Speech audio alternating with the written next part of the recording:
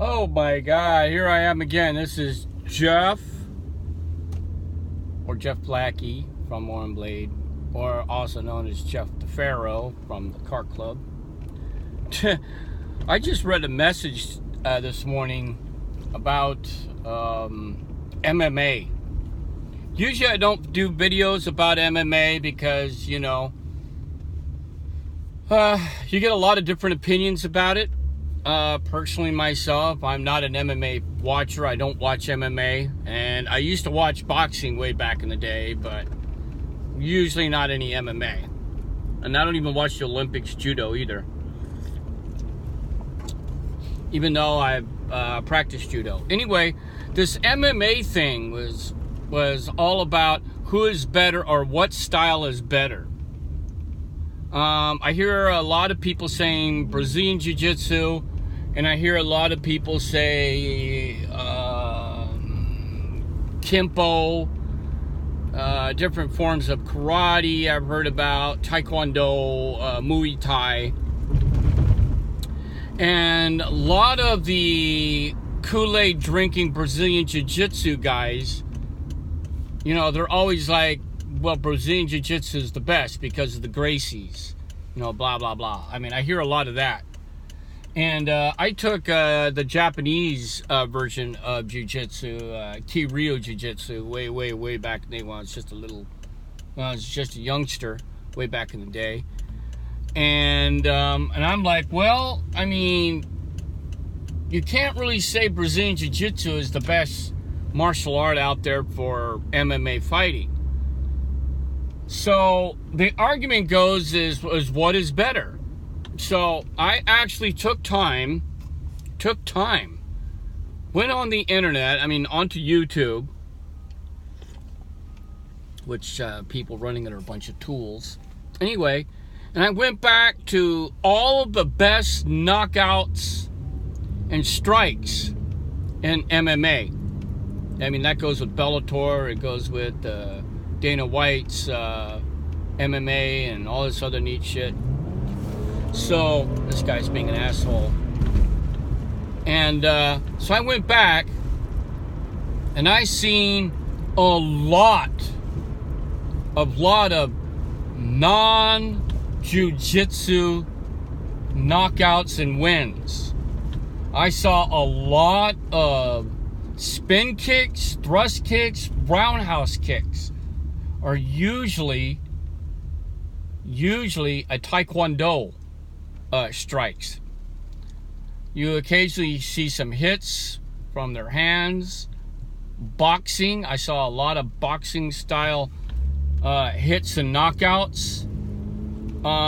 Some of the takedowns I actually watched was judo, which of course I've studied, and I have a first degree black belt in Taekwondo, so I pretty much know my Taekwondo strikes.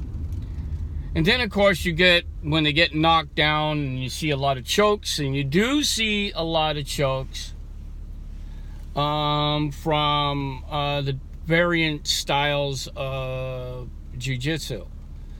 So technically Brazilian Jiu-Jitsu is not the badass fucking best system out there. Because even if you take Brazilian Jiu-Jitsu, you still, to get into MMA, I mean, you can still do Brazilian Jiu-Jitsu all day in MMA.